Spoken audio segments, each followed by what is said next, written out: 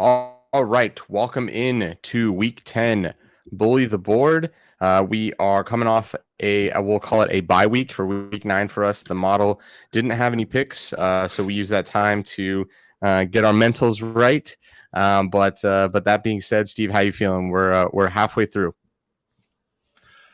We're pushing through. I feel like this is, first of all, I don't run. I don't really do cardio, so I'm hearing this all from hearsay from folks like you, Seth. But I feel like we're right before we get the runner's high. Like you got to keep pushing, you got to keep going. It sucks, and then like just nirvana. So I feel like we're kind of turning that corner. Yeah, and we'll kind of get into that a little bit. Yeah, same. It was nice to have a week off. I can't lie, it was nice not having just the pressure of putting public picks out and just living and dying with them. It was a little bit frustrating because we could have had the Lions, but we didn't. We just decided to just fully take the week off and not buy the point we would have needed, and of course they won. But it was it was good. It was good to have the week off. But yeah, feeling better than ever, and ready to bounce back here the last half of the season and have a big last 9 weeks. So I guess let's recap quickly week 8. We were right there, story of our season. We were right there. Eagles looked real good off a bye. We saw kind of that coming, but Falcons, man, serendipitously, we're going to be talking about that later, but man, we were right there. Multiple times. Unreal. Yeah. I mean, and to be fair, it was one of those things where like, man, we should have lost that game. No, we should have won that game. and then we ended up losing that game, So, yeah, right. Because they were winning by 3. Then they get the interception, and then they have to kick the field goal. So they end up going up from 3 to 6. So you're like, oh my gosh, finally a bad beat going to go in our direction. Let's go. No. And then PJ Walker steps up to the plate, throws a bomb. But the thing is, he throws the bomb, and completion, touchdown. They missed the kick. We go to overtime. The Falcons won the toss. Right. And Mariota throws an interception. So, yeah, it was that one was rough. And then Lions, man, the Lions defense. We were talking about that, for both Falcons and Lions, and the defenses look to be the Achilles heel. But I don't know what. And your Bears they were there, and then they weren't. Obviously, the defense in Dallas is pretty good. But what big takeaways, if any, did you have from week 8? One, I it's confirmed what I always knew. Like the Bears, no matter what side you take, the Bears will disappoint you. Like if you need them to win, they're going to lose. If you need them to lose, they're going to win. That's what they do, baby. Perpetual disappointment. No, it does seem like things are finally upticking there. I mean, the defense, without Roquan and without Quinn, it's definitely going to take a hit. And we saw that, against the Dallas game, them getting ran all over. But, it'd be interesting to see how that looks. The Lions, man, I think the Lions are the best bad team in the league. Yeah, and they've been like that for a while. Yeah. I mean, like I think they're. I mean, honestly, they the best bad team for sure. Like the games are just there. But that's what Detroit does, right? They lose these heartbreaker one possession games, but keeping up with the Dolphins in a game they really honestly should have won and definitely should have covered. But late game heroics, the defense fell apart. And then same thing with the Eagles. Their game against the Eagles earlier in the year. I don't think that was a fluke. So I had a little bit of a issue or concern with them going into this. But then what we saw them do to the Packers last week, I think Detroit is legit, not great, but legit for their record. Yeah, I see what you're saying. They had a crazy cover record last year, but they're not as good this year against the spread, and obviously not against the record. Aaron Rodgers and that team looks bad. That was something I didn't take away from week 8, but something got to kind of see last week. Lions D, man, rough. Falcons defense issues. I mean, these the problem with betting on these games. You're basically, unless you get up 2 possessions, you're dead. You're dead to rights as far as bad beats. And I don't know, the Bears have been making improvements. I have to say, I'm a little bit perplexed by their moves because they've gotten better almost every week. And the trade for Claypool it looked like it made some sense last week. They were throwing the ball a little bit more. So that's a team to watch. I wouldn't be surprised here if they're not going to make the playoffs, but if they just keep improving, that's a good way to kind of end the season. So, and maybe I think for the model. Yeah, I was just to say the I model think may have more picks. Yeah, I think the Bears are going to be in that category. I put the Lions and the Dolphins right now, where we might be able to start relying on their offense. The defense is going to be a liability, but that offense may be something where if you're getting 3 in the hook, the hook might be enough to say the Bears, they could do that. So I'm pretty excited to see. I hope we don't win games, because at this point we're tanking, right? So let's get that draft pick. But yeah, they'll make it. They'll be competitive. Yeah. Yeah. But yeah, overall it was an interesting week. We could have, if we got, depending on when you got Lions, you could have pushed that game. They lost by 4. And so we could, this easily could have been a winning week for us. But in the classic bully the board fashion, through week 1 through 9, it didn't go our way. So let's transition to something that I think is important, and something that we used the time off to kind of reorient and relink kind of our North Star. And that is that because we quantify our uncertainty, we generate prediction intervals, and specifically we generate 60% prediction intervals. What we're fundamentally doing, and what we're practically doing, is we're creating 60% probability distributions that we're then sampling games that meet the criteria of the spread not being within that distribution. And what that means is, with games that meet that criteria, we're selecting them from that 60% distribution. So you'll see that, and this is all for 1 year, the 1 year model, which we're going to be only doing from now on and have been for the last 3 weeks. There's been about 110 games, a little bit more, and 64% of these, the outcome of the game has fallen between our prediction interval, which is exactly what we'd expect to see. In fact, 4% more than what we would expect to see. But yet the win rate, you'll see there, where 31 wins or 31 losses, 17 wins, our win rate is quite outside of this. So what this means is we've been sampling a 64% probability distribution, and we've only seen 35-ish% of those be the winners. So 2 things are the most probable thing that will happen. The model will be worse at games ending within the confidence interval or the prediction interval, and that 64% will go down, and more than likely we'll continue to see losing, or that distribution will stay similar. It'll be around 60%, and what you'll see is that 34% will start to regress to the probability distribution that we're sampling from, which is the 64%. So it's it's one of the things I think it's important. It may seem like I don't know, maybe made up or just too much statistics, but fundamentally that is what our whole betting thesis is, and why we think we have an edge, and why we anchor things around minus 150, and why we kind of sometimes buy points in this thing, because we're trying to get as many picks out of that 64% distribution as we possibly can, because you can see 64% of the time the model gives us the correct prediction interval where the game will end up in that range. So I don't know if, Steve, if you want to kind of add anything to that. Yeah, I think that's definitely really reassuring to hear. And I know the haters will say it's fugazi, right? It's all, it's a sort of, PR spin shit trying to make us look better than we really are. But I think it's reassuring to kind of look back and say, hey, we're picking the entire pool that we're picking from overall is winning. It's just the selections that we get are the ones that are winning at a much lower rate, or losing at a higher rate, however you want to spin it. The facts are the facts. But I think we had talked about this behind the scenes. One of the things that Seth talks about a lot is you talk about the adjusted R square, and how the R square has been going down over the weeks because of the picks not hitting at the rate we want to hit in the model learning. Yeah. And so as that R square goes down and the confidence intervals or prediction intervals get wider and wider, then it's kind of like, oh yeah, of course. If you tell me that the Dolphins are going to either lose by 50 or win by 50 or somewhere in between, like, yeah, no shit, of course that's going to happen, right? But it's good to see that this actually has been happening consistently throughout the season that we've been above 60 plus. So even though you get a little bit of what I think maybe like an artificial bump because of the widened intervals, that's not what's getting us 260. It's been there the whole time. It's just been terrible luck. Now, I don't know if it's any more reassuring than we suck.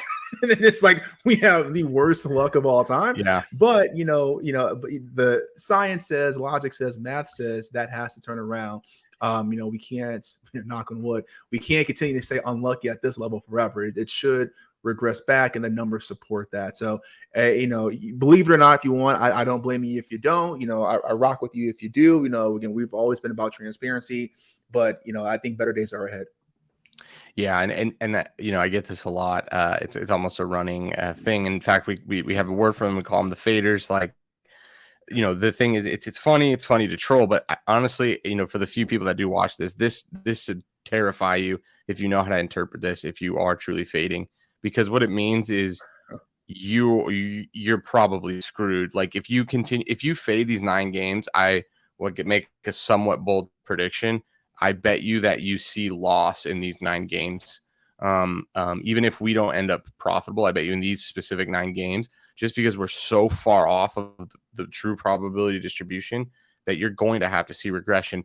I mean, and if you think about some of the bad beats we've had, if you were to add maybe 5 or 6 wins to this record isn't as bad as, you're a lot closer to 50-50. So, and we've had some pretty gnarly ones. In fact, Football Outsiders, according to them, the Miami Dolphins win over the Ravens in week 2 is the most improbable comeback in football history.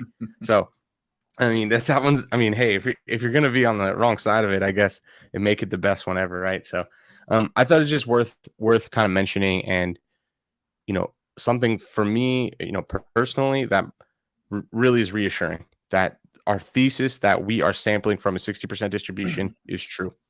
Yeah. And variance can happen, and these things can happen in a small sample size, but overall that thesis is running true. So with that being said, let's recap one model that is actually working pretty well. And that is the futures model. So the futures model, man, I gotta say, we've had 2 head coach firings, and our model just happened to be on the right side of both of them. That's got to be worth something. So, we'll talk about it later. Panthers, interesting team. Really don't know what to make of them, to be honest. That they're just a wild team. They seem to play good and then get their butts kicked by Cincy. But week 9, we basically had a sweep except for the Saints. But overall, it was a good one. What's your kind of takeaways? Still, I'm assuming still loving the Bengals under. Still loving the Bengals. Yeah. So real quick, one, to your point about the coach firings and being on the right side of that, love that. What the hell is going on in Indianapolis, man? I mean, listen, I'm a big, players player. Jeff Saturday, I'm sure he's a good guy and whatnot, and whatever. But this whole, we want somebody with no experience, because of the fear. Not have to go with the data, and then they hire this new OC who's never called plays, but all he does is data, analytics, stuff like that. I don't know what's happening in Indy, but that'll be interesting to see. I think it's going to be a shit show. But back to the Bengals. Now, Seth, like you said, all season I said, yes, I love the Bengals under 10. I thought the first half of their schedule was going to be the easy. I think we're back at where I thought they would be, maybe a game behind. I kind of saw that that's 5-4, 6-3, and then I expected the back half to be brutal. So maybe I'm drinking my own Kool-Aid. So I want to ask you, right? Let's do a little experiment, right? So we have over their next 6-7 games, right? We have they have a bye week too. All right, they must, because they have 9 games. Yeah, actually week 10 is their bye. They have a bye this week. Week 10 is their bye. Okay. Yeah. All right. So I have the schedule put up here. I'm curious on what you think, right? So tell me over these next 8 games, right? Okay. Where do you see them getting 5 wins from? All right. Yeah. So we got Steelers. Well, okay, yeah. I think they beat the Steelers. Okay, and I would agree with that. All right. We got Titans at Tennessee. Okay. Ooh. That's a good game. Loss. I think that's a loss. Okay, I agree. I think they're It's a 1-1. tight I game, but a agree. All right. loss. I think, yeah. Okay. After that, we got the Chiefs. I guess I would lean. Yeah. I would take lean Chiefs. The Bengals will be the dogs. From a betting Sure. standpoint. Yeah, So that's fair. yeah, I would Okay. take Then Chiefs we got the Browns. with Deshaun back. So that's a question. So let's just be generous. We'll give them the Sure. wins, Sure. Okay. and maybe Chase Now is we got the around. Maybe Chase is healthy by then. sure. Yeah. Yeah. No, for sure. For sure. All right. Then we Those got the two. Bucks. They're at Tampa Bay. Oh, Bucks suck. So I'll go Yeah. R.I.P. Tom Brady. I agree. And then they're at the Patriots. Oof. Let's not be biased because we have the over. So let's go. They win that game somehow. Okay. And then your last two games are against the Bills and Ravens. Oh wow. And divisional for both those. Right. Wow. Yeah, and I would say I think they would probably lose to both of those. But even if they win 500, there's the 5 wins. There's a push, and that's being pretty generous. That's being pretty generous. Right. So no, I'm with you. No, I like all these. I think the Saints are dead. Not maybe they're not dead, but the bet is dead. I think I find it hard to get. We're gonna get to 8. They just don't look. They're just not putting it together. Andy Dalton looks lost out there. I found that pretty interesting because I was watching that game, and they had one drive where Taysom came in and he was running, he was throwing, like he had that offense moving. And then the moment they take him out, Andy Dalton fumbles. So I think they recovered that fumble, but it was just so it's a microcosm of just like what it's all going on. Like the first play he's back in, fumble turnover. And it's been wild because they've been crazy injuries on wide receiver. At least at one point, they had all of their starting wide receivers were out. Kamara had a little bit of an injury issue. Mm-hmm. The defense is really what I think has been a little bit disappointing, but interesting. And then actually, the Patriots one. I mean, knock on wood, seems to actually be coming together quite nicely. And I think they're, to your point, unlike the Bengals, their actual latter half of the season is easier. So. Yeah, I think we're sitting pretty here to probably win at least. I think we'll win 3 of these, and we may push maybe on the Bengals, but maybe that's a win, and then we lose one, which isn't bad. Isn't bad for a futures model.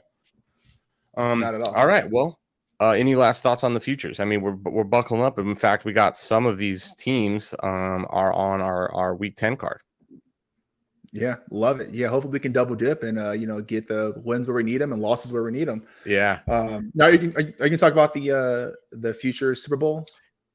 Oh, I don't have it on here. Your ticket's still up. Okay. Yeah, actually, it's doing that. So we used the Warren Sharp method where we basically tabulate all of his rankings, and we came up with some 2 value plays there. And one was the Philadelphia Eagles, the other one was the Chargers. Obviously, Chargers one doesn't look as pretty. But we got Eagles at plus 3,000. So crazy amount of value. I think it's worth I bet 175 to win, I think $5,000, and it's worth about 700 right now. So it's not bad, but we're a long way. I mean, Jalen Hurts gets hurt or something like this, that ticket could be worthless. We're seeing that with the Bills, this week. And, we'll see. I mean, and no one's really things that are a little scary about that ticket. No one's talking about the Cowboys, and no one's talking about the 49ers. And I think we saw, is this Dak-led Cowboys team actually legit? We don't know, but sure, that's a question. And then this CMC improved 49ers, is that big enough to put them over the edge too? I mean, especially if they can get healthy.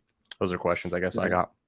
But that leads me to the next thing, which I totally forgot, which is the Circa Million. So Steve, you got some updates here and updates on the strategy where we're kind of tanking for 2 kind of thing, tanking for 25K.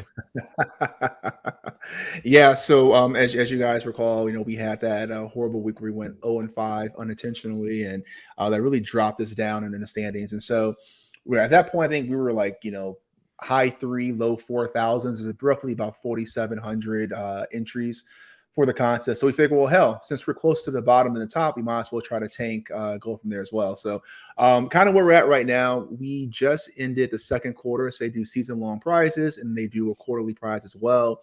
Unfortunately, we didn't suck enough to get last place for the quarter. And right now, we're somewhere around 100th place for overall last place standings. So we're looking at that, but the first place prize there is, I think, it's 100,000. So we're definitely looking forward to trying to suck some more. But right now, we didn't have any picks last week, so we had to make our own picks essentially. Yeah. And we ended up going. Unfortunately, we ended up going 3-2. So we're trying to go. We're trying to go 0-5. We went 3-2. We had Bears +5. Again, conflicted as a Bears fan, but also trying to want them to lose and get a draft pick and not cover the spread so we can win our pick. They showed up. Fields ran wild that day. We had Packers -3.5, again, hoping they wouldn't cover, and Detroit definitely took care of business. I felt so good. I felt so good about Bengals -7.5 without Jamar Chase. I thought, oh, Carolina can put something together. They take a step forward. No. Joe Mixon, holy mother of God. 5 total touchdowns. I know that because I played against Joe Mixon in fantasy league and got absolutely torched. At one point, Joe Mixon had more points than my entire squad. I had like 5 people playing. So it was not good. We took Rams +3. That one was, shout out Brady to come back and beat the Rams, but they I think that wasn't what we were hoping for. And then Chiefs -12.5. I'll give you credit, Seth. You called this from a mile away. The moment this line came out, you were like, "Oh, that stinks to high hell." So it was the model. The model did not. I got the yips straight up. I got the yips. It had Chicago, it had Titans, and it had Detroit. Now, Detroit was the only one where legitimately, like, we would have probably kind of got it like -120, and we would have had to buy 1 point. The other ones were like we would have had to buy it all the way up. So, but and then 12.5, and we've talked about this offline, but we're looking at other power ratings and things like that, and trying to find confluence between our model and what some respected power ratings have and things like that. And that was one that just jumped out at me. I didn't really get to watch it that much, but I guess Derrick Henry just kind of ran all over him, which is maybe a good segue into week 10. We got anything else here? I guess we don't have. We're just gonna fade we're gonna fade the model this week, right? We're just gonna take the opposite for the 4, and then we'll come up with a 5th option, right, for this week. So that will be our plan for moving forward, because we're closer to tanking than winning, so we might as well shoot for the stars, right? So without further ado, this is week 10 card. It's been out here for about a day, and man, I've flip-flopped on a couple of these, and I've kind of, I don't know, I feel good and bad about it. I feel nervous as hell about it for sure, but we've seen some market movement today. We'll jump into it, but initial thoughts, Steve, anything, any just your gut reactions? Yeah, gut reactions. Love the Titans. And I know it's Tannehill or not, and I'm not just saying that because of the game against the Chiefs. I think this Denver continues to struggle. I know they had a little bit of an uptick in their offense and looked more like an actual team, but I have no faith in Russ and company. I think Tennessee has the perfect game plan, a ground and pound, dirty, low scoring under game, and I can definitely see the Titans coming away with that. Then the other one is we got Eagles. Got to think about -8.5. Yeah, but I love that too. Yeah. All right, I'm with you. We'll jump into it, but my big gut reaction is I hate the Panthers. We said this a couple weeks ago. I don't want to bet on the Panthers. I don't want to bet on them. They are. I mean, if we lose by 20 tomorrow, we're gonna be like, yeah, of course. Sounds right. So that one's a little bit, because it's like, are they even trying to be competitive? It seems like a shit show. We just talked about Joe Mixon. That's interesting. But we'll talk about it. I guess if we're gonna take them, this being a divisional game and a matchup, I think maybe is the one. So let's just jump into that game first. We ironically saw this exact matchup in week 8, and we had the Falcons, and it really we were close to covering that, but this is now 2 weeks later. Both these teams are coming off a loss. Obviously a little bit different. Although the Falcons kind of shit the bed. So this isn't like it was a tough loss for them, but obviously Panthers a whole different thing. But the interesting thing about this is we've seen some line movement. So you can still get it at 3, but this is bumped down to 3.5. Most books have it at 2.5 now for Panthers Falcons. So that's a bit of an interesting move. But Steve, anything here jumping off at you? I mean, the one thing that scares me is that positive EPAs for the Falcons now, and we don't have any expected points added. We're still in negative territory for the Panthers. That scares me. Yeah, I mean, listen, we have the worst overall, worst defense, worst offense, easier to the schedule, and worst EPA, and we're taking them. Let's go. I Yeah, know, no, and we're yeah, taking no, them. yeah, no. This scares the shit out of me. But I will say though, these divisional games, anything can happen. We just saw this matchup a couple weeks ago. Yeah. I mean, listen, I know the Falcons got a lot of love because they had that streak where they were covering against the spread and whatnot. But I don't know. I think these are two teams that realistically it's a coin flip kind of game. I wouldn't be surprised to see either team win or blow it late. So I don't feel great. Don't get me wrong by any stretch taking the Panthers in this one, but I do feel great having points because I can see this game being a push. I can see this being another field goal at expiration kind of game. Yeah. Getting it at 3 this time is I like that. I'm being on that side a little bit more. Yeah, it's just interesting. I mean, the thing is, it very easily could come down to the last possession and just hope that you're the Panthers because these defenses just are horrible. And specifically, Atlanta has just struggled with the pass and their secondary. They have some injuries. It looks like they're still struggling with those injuries. So we're not exactly sure as of Wednesday if who's going to be starting or not. But I think their corners has been ruled out, but their safety is likely to play. But man, these Hail Marys just have a higher than normal probability of being completed, and whoopsie daisy, you kick a field goal.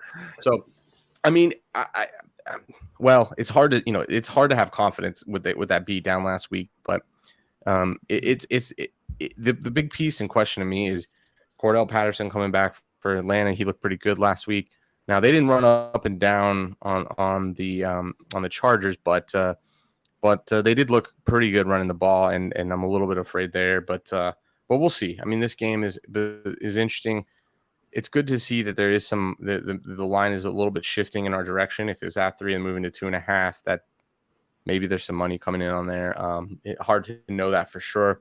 That could just be the boogeyman that we're trying to use as the to entice us to do something. But yeah, this one doesn't strike confidence. And full transparency, what's really driving this analysis is PJ Walker, and the model's liking his stats at home. Basically, it's saying that he's kind of a different guy. But the problem with that is he has very few starts. I think this is his second start at home.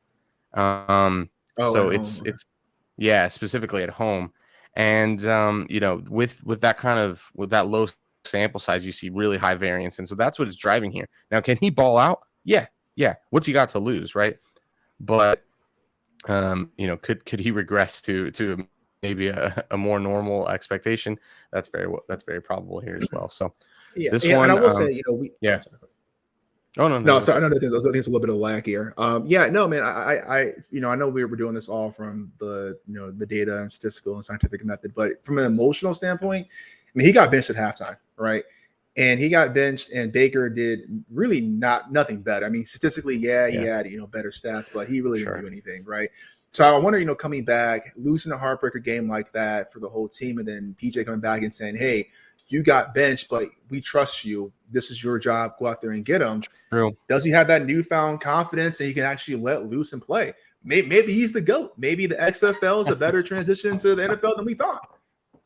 Hey, man, Taylor, I think he's lighting it up too. I mean, yeah, we'll see. I mean, hey, we joke about these Thursday night games. Let's just hope there's some points scored. I mean, look, if this is just a blowout or it's a shootout and there's a lot of points scored and we're on the wrong side of it, I'll take it just because if I'm going to watch it, it has been so painful. Every single Thursday game that we've had a model pick on has been one of the most atrocious offensive, just horrible, just just kill me. I mean, just think about, I don't know what week that was when here's the Chicago Bears putting up 30 something points. They couldn't score a touchdown in the red zone, being on the 5-yard line 3 times. And that's the kind of games we've been on. So I guess we'll this one will be defined for us soon enough. And this is the Thursday night game. And again, the model has Carolina -3. Grab it while you can get it, because it looks like it may be moving off that number. All right, this one's interesting. This one I've flip-flopped, and I kind of like it now. And the interesting thing about this, though, is this one's moved from 3 to 2.5 to now 1.5. And pretty much that 3 you see there is a Fugaze 3. You cannot get it at 3. It is a consensus 1.5. Now, we'll point out, interesting thing about this is we have to get this at 2. This is only a model pick at 2. So if you're wanting to tail the model or even fade the model, you're going to want to get it at 2.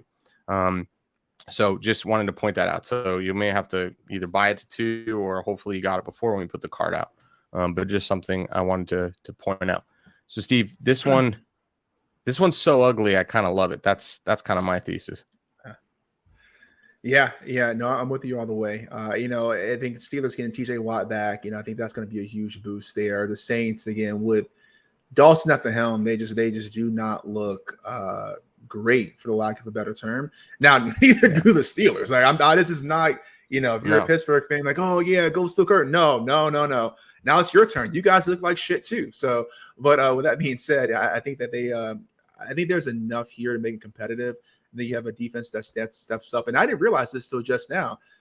If that's right, the Steelers with the first strength of schedule played. So I think that so far, right. I mean, that says a lot. So versus the 25th with New Orleans. So I think what you're gonna see is I could see the Steelers coming out with this game, an ugly game. This is not gonna be one where they necessarily pad the stats by any means, but I wouldn't be shocked to see the Steelers winning this. And I know we got to get it at 2. +2, but to me, I think it's a money line bet in my head. I think that's what. Yeah. I mean, they're going to win or not cover. Stats would be there with you on the probability that you're going to get 2. It's just the probability distribution has they could lose by 1.9 points. So that's where we come. Oh no, and I agree. Yeah, yeah, I'm with you here. Some of these are more soft. These aren't statistically driven, but things that I think are important. We're coming off a bye. This is Kenny Pickett's first bye. Remember, he got thrown in. So I think that could be big for him. This is his first time to be like, let's take a breath, and I get sufficient time or more time to learn, when that actually may be really helpful to him. And rightfully so. And he's going to get key pieces back on defense. I believe their starting safeties coming back, and they're getting one of the best defensive linemen, if not the best defensive lineman in the league, to cause pressure and help that defense. I mean, that could you get a couple turnovers. We rewinded to week 1. Remember when they were giving the Bengals held? I think they got like 3 or 4 interceptions in that game. I mean, it's crazy what can happen when you have pressure, and then from there maybe they can get the running game going and things like that. Because the Saints defense, we talked about it before, they're not the Saints defensive pass where they just shut you down. They've been giving up a lot of points. I forget the exact ranking they are for run, but I know they're in middle of the pack there. So I don't know. I've convinced myself it's so ugly, and there's just some pieces coming together for the Steelers that I like it. I like this one. So another one, good. Just FYI, we got to get that at 2. We'll buckle up there and we'll see what they can do off a bye.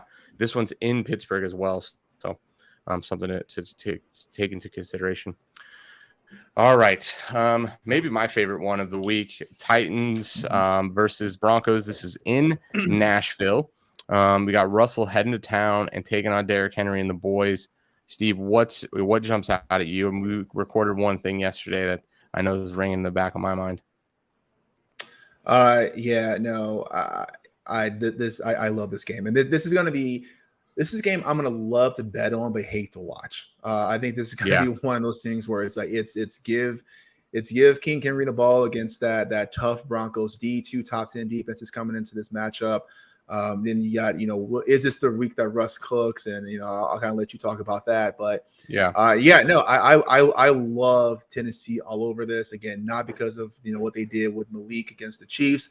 I just think this is a great matchup for them. It plays to the kind of football they want to play, and the Broncos, like, they're not going to light up the scoreboard. And so if you can get King Henry going, Derrick Henry rushes for a couple of touchdowns, that's game over, game set match. So I actually love this. Is probably one of the games where I'm going to probably double dip on the side and go again. I love Titans. Yeah. Okay. Yeah. No, I know. We kind of uncovered this analysis yesterday, and obviously the model knows this, but the Titans are the number one run offense, and they're going against the number 25th run defense in the Broncos. So the Broncos have a good defense, but it's mostly driven by Surtain and their corners and safeties just shutting shit down in the pass game, which is just not what the Titans do. So this isn't this whole like, oh, well, they know, they're going to run, so they'll stack the box, they'll blitz. Like, all right. And so does every other team. And you can't stop it. So, I'm with you. This one's interesting. We haven't had a lot of data to believe in the Broncos. I mean, the Broncos have really struggled putting up points, and in places, specifically in the red zone, they have not avoided third down. They've just struggled. So I think they're coming off a bye, if I'm not mistaken, the Broncos. Is that weak enough to get it together? And I don't, there's not a reason to believe that necessarily. And I think that the Titans game plan is just so straightforward that you can watch all there's not film here that you're going to be like, okay, this is what we're going to do. We're going to stop this offensive line of Derrick Henry. It's like, yeah, you watched 9 weeks of teams trying to do that and basically failed.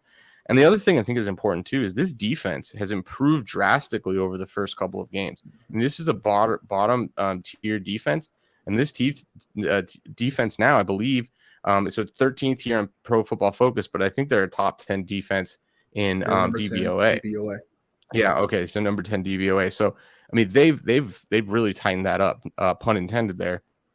So this one's interesting. And then, some data to go a little bit against this, but makes me love it even more. I'm eating it up. Is this is moved from 3 to now 2.5, 2. So some money obviously came in. Now we're not betting into a mature market. We're Wednesday night, so we're not talking. Come Sunday, this is when moves are really crazy. Right now, market makers are accepting money on with lower stakes, but nonetheless, people are betting on the Broncos at 3. So we'll see where that number goes. But at 2.5, which is where I ended up locking it in, I'll take a one possession game that's just ground and pound. And what are the who are the Denver Broncos? This is really to me, this is the season right here. Who are they? Because we got Titans coming off a big game. They didn't win, but there was a big game for them, and they can just put it together now. And then the Broncos, who are they? We haven't seen anything, and they need to win. They need to win yesterday. So I don't know. So your double dip skis here. Anything you're looking at here from the Broncos to show you something? And I'm so glad you said that, because that was exactly the point I was going to make. We're through 9 weeks. At what point do you believe a team is what they're showing you, right? At what point do you believe the Buccaneers aren't that good? What point do you believe the Packers suck this year? Like what point do you believe what we're seeing is what the reality is, not what our expectations and hope were? And I would say I was one of the ones who, in the beginning of the year, I thought the Broncos were going to run the AFC West. I thought Russ going to get in there and do things, and they have shown us 9 times that's not 8 times that's not who they are, right? So I'm believing the Broncos for who they're telling me that they are. Now this is not a bully the board pick, not a bully the board a thesis. This is Steve, the degenerate gambler. This is only a bet if Tannehill starts this game. For me, I don't think it matters, right? So for me, I think even if Malik Willis starts this game, based off what I saw against the Chiefs, his ability to run the ball in that read option freezes defenses. So if you can put Derrick Henry up the middle and Willis out to the flats, Denver's going to have a hard time, keeping Tennessee out the end zone. And again, Yeah, to your point, like, yes, they have these great lockdown corners and then great pass defense in Denver, but that's not what Tennessee does, right? Yeah. And so as long as it's a one-score game, that plays right into what they want to do. As long as it's not like, the end of the game with, not like a one touchdown game with 2 minutes left, right? As long as it's not that Yeah. scenario where 2-minute offense, this plays right into the recipe. And to your point, Seth, teams have been knowing Derrick Henry's a shit for 9 weeks and in all of the last few seasons, and that hasn't stopped Yeah, them I was gonna there. say And maybe so, more than 9 weeks. right. So so even if they do stack the box again, even if they stack the box with Tannehill, then I trust Tannehill to make those throws to burn Yeah. them. Right. He's not going to go deep, but he'll exploit it. If Malik Willis plays, yeah, he'll try to go for the home run ball. But if they stack the box in, he's going to beat them laterally. So no Yeah. matter how they do this, I expect Tennessee to come out on top. I love this game. I love this matchup. I'm going to hate to watch it, but I love where the line's at. I'm going to be all over this. Yeah, and to your point, the model really isn't. It's the only reason it's dependent on Tannehill is just because there's no home start for Malik Willis. I don't believe, because he's missed Ryan Tannehill has missed 2 games, so he may have 1 start, but basically it's just not enough data to run the model. But so it doesn't necessarily mean, to your point, that it's all. So, like, for sure, the Carolina pick is basically it's putting all the weight on PJ Tucker to have a good game. That's what it's basically saying. Where this is a little bit different. So, yeah, I think it's a good point, and yeah, I'm excited about this one. The Titans have done us, pretty solid. I think we've bet on them 2 or 3 times, and we've covered, I think, all games, if I'm not mistaken. So let's see if we can keep the good times rolling.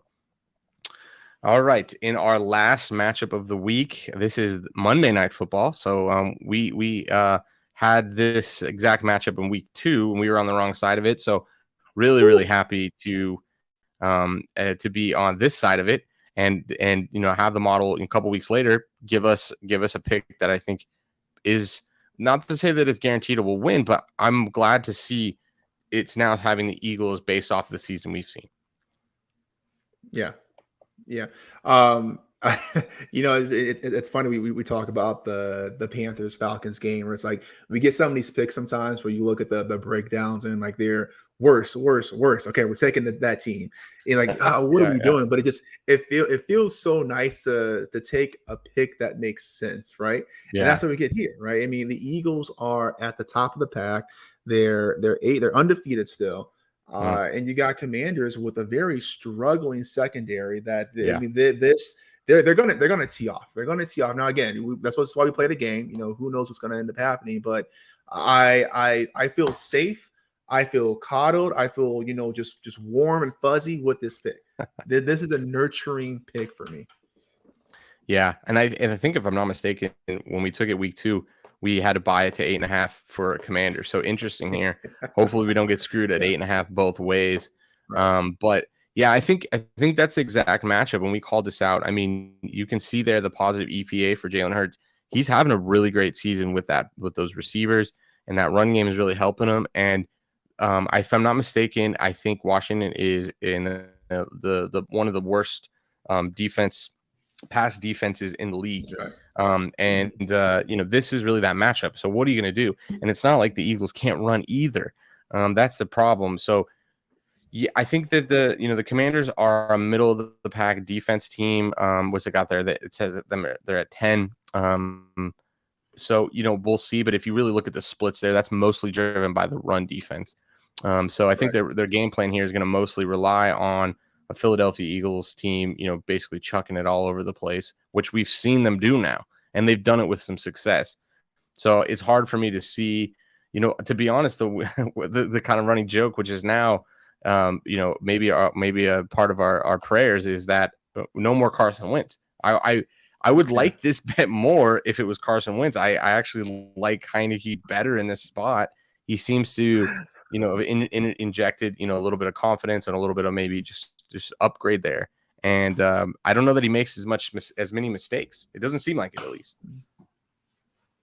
Yeah, I mean, he's a solidified veteran, right? I mean, this is no new role for him.